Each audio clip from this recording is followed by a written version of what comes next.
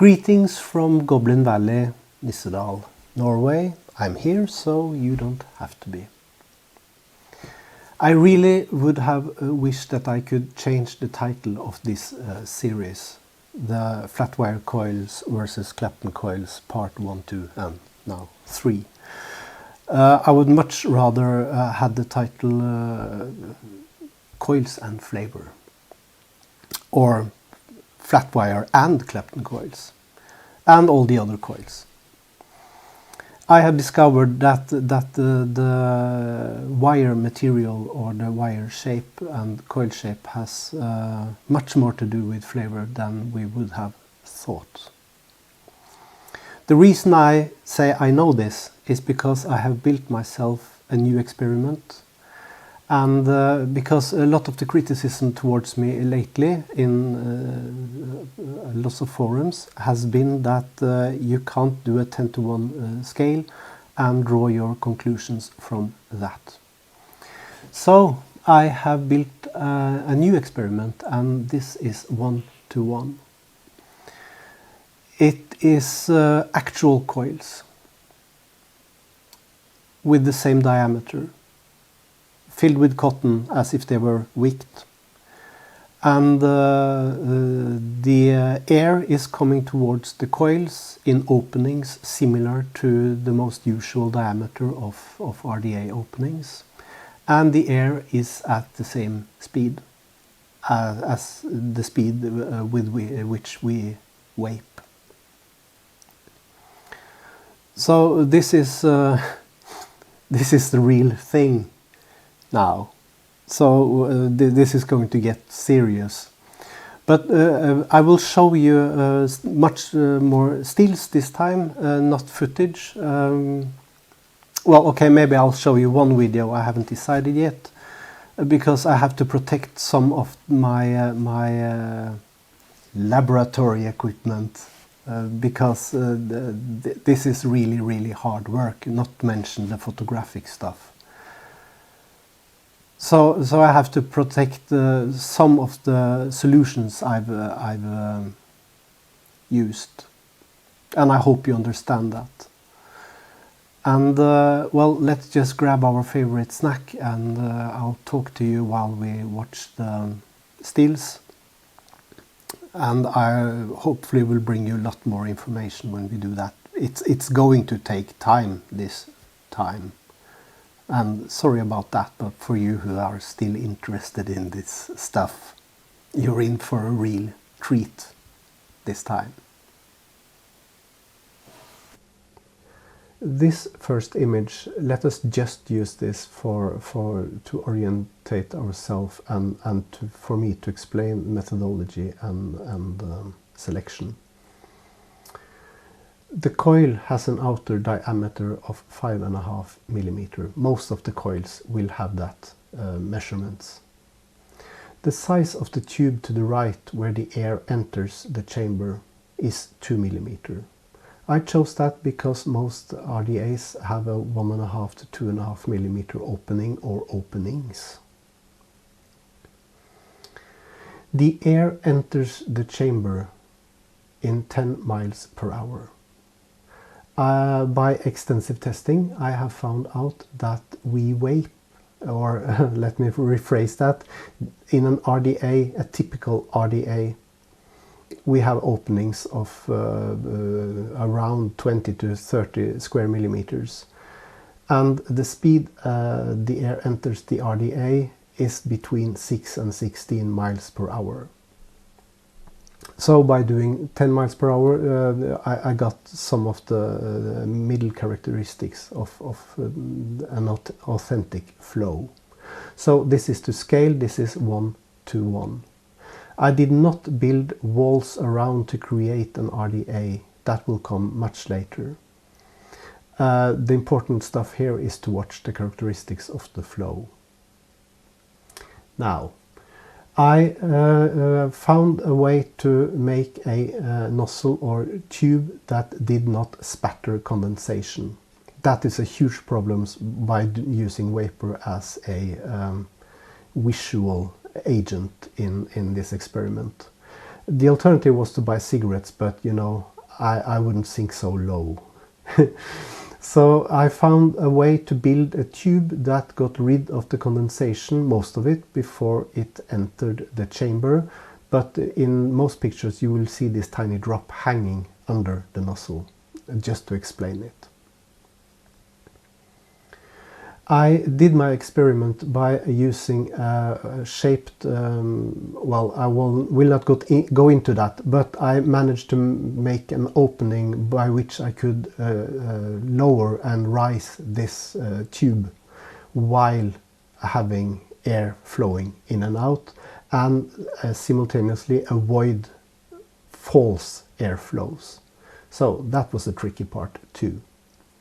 But what I did was I had vapor coming in and raised and lowered the nozzle 3 times while the vapor got thinner and thinner, of course, and got different characteristics. So I will show you different images.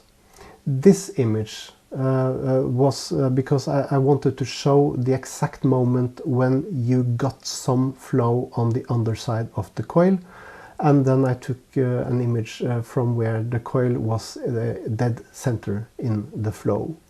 The reason I did this entering flow imagery was I wanted to see how where the flow struck the coil in order to get dragged around. Now let's watch at the actual flow image with this wire. This image shows the coil in the middle of the flow. The coil is a twisted 24 gauge wire with 3 strands, I think. And as you can see, there is a huge clear zone right behind the coil. This coil is pushing the air away from it. And you see you have the separation points at a little past, well, maybe 1 o'clock and 7 o'clock. We'll look at another picture of that soon. Here the separation points are much more obvious. And this is the reason why I lowered and pulled up the tube many times in order to get different density of the visual vape coming in. Because now we can see very clearly that the air is not following parallel after hitting the coil. This rough coil, it is a very rough and coarse coil, actually sends the air in an angle outwards. So that's a characteristic that will produce warmer, denser and much deeper flavor notes and vapor.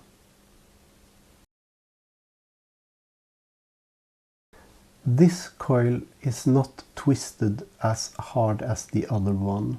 It's more loosely twisted with a counter twist of 28 gauge wire.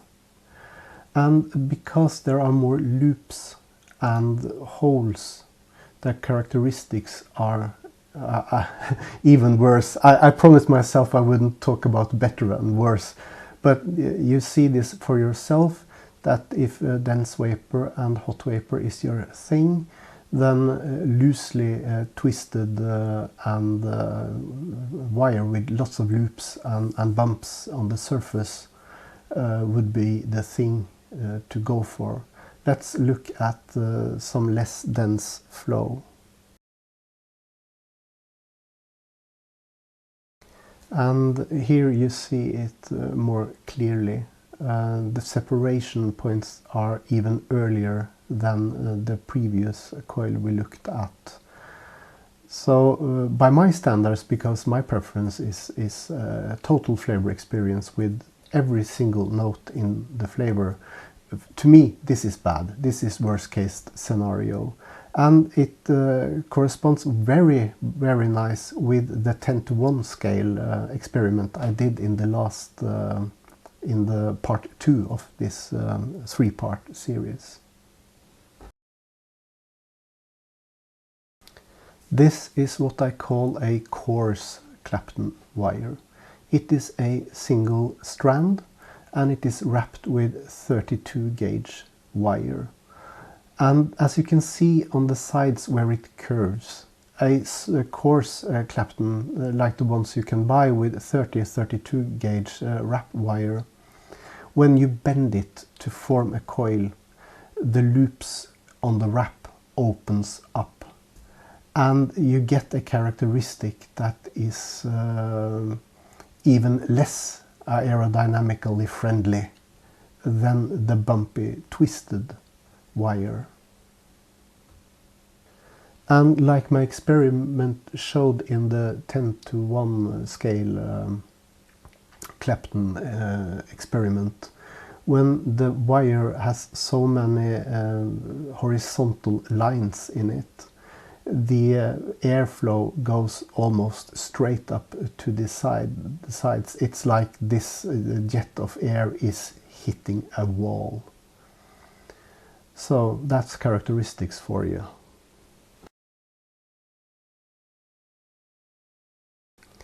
Now this is a different Clapton wire.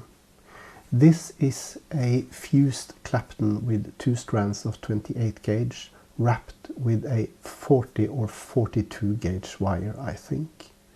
This is some tiny stuff. And you see the clear benefits in the flow pattern. Now this is a lot of vapor, visual vapor. Let's go to the other image. To me, this image is absolute beauty. I couldn't believe my eyes when I saw this shot. But there is a very, very good explanation for what we see here. And that is the aerodynamics of the golf ball or tennis ball. A slightly uneven surface might even help to carry the air around it. And this being a flatter Clapton also, because it's a flat dual core wire, that also helps the surface area not being bumpy in any directions. But the really main difference here is the very, very fine wrap wire at 40 or 42 gauge. I also want to show you this image. This is the initial image when the airflow first make contact with the coil. And you know, just slightly hitting the coil at the top made the air flow under and around in a turbulent loop on the underside of this coil. And I mean, this is just fantastic and a bit surprising. Now this is a flat wire coil. And before you Clapton lovers start jumping up and down and clapping your hands, let me explain a couple of things. This is a flat wire coil meant for a 8.4 volt mech mod. That means this flat wire has very thin wire with lots of cotton. There is just as much cotton as wire on the surface, and this cotton is dry. Even with as much dry cotton as flat wire, it behaves much better than twisted wire or coarse Clapton wire. So I was actually surprised that it performed this well, because it is buckled and warped and there is just as much cotton as wire on the surface. But the key to this mystery is of course that the surface the air is traveling along is not so bumpy itself. So when stuff settles a bit down and there is not so much visual vapor in the flow, we see the true characteristic of the flat wire coil. Yes, it spreads out over the coil because the cotton is pushing the air away, but the wire itself is dragging some of the air back together in this teardrop shape behind the coil. And this is really good qualities, aerodynamically speaking.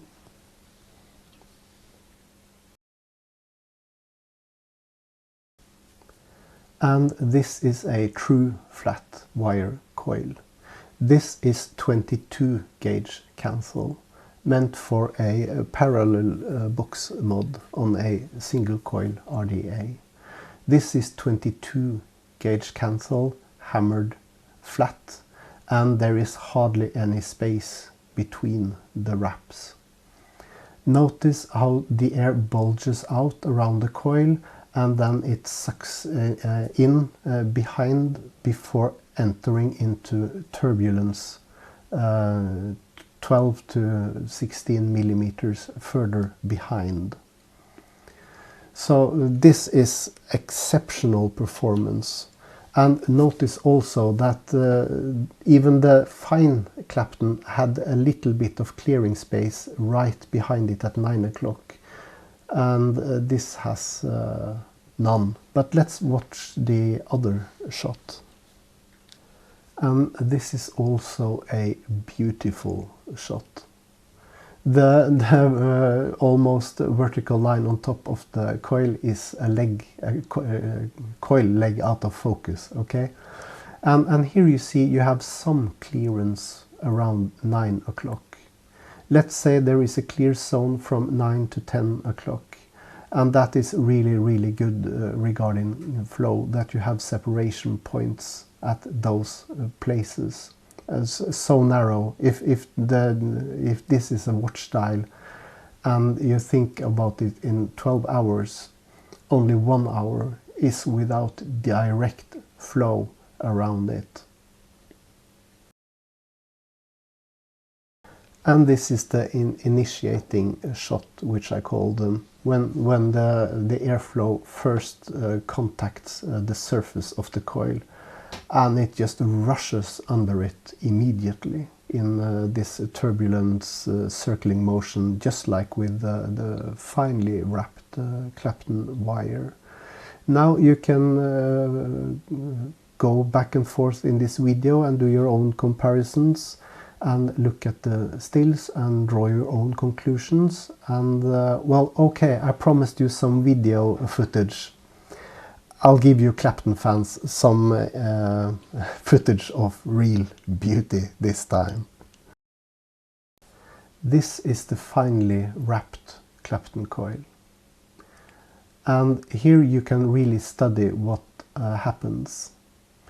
Notice that I lower and rises the air tube several times, and also notice the blind spot, the dark spot, always opposite of where the flow is coming from.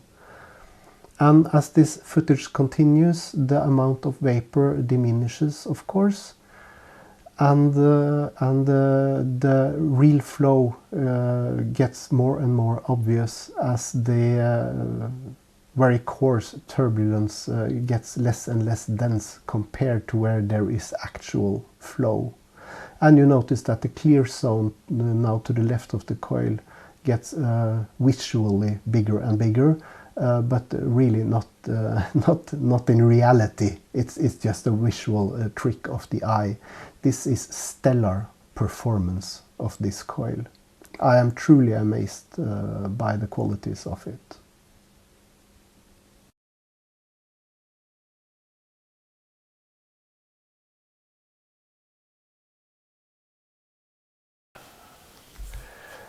I will be very brief in this wrap-up. The evidence speaks for themselves. I have done a lot of experiments for you, showing airflow direction and now flow over different coils.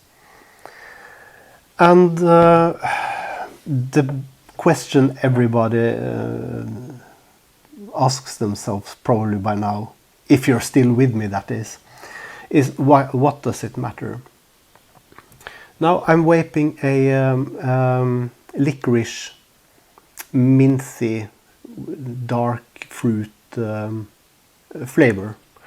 And I was wondering, why does this one in a serious neck mod have more of the licorice taste, and this has more of the minty taste, and both have the same bottom of dark berries or fruit.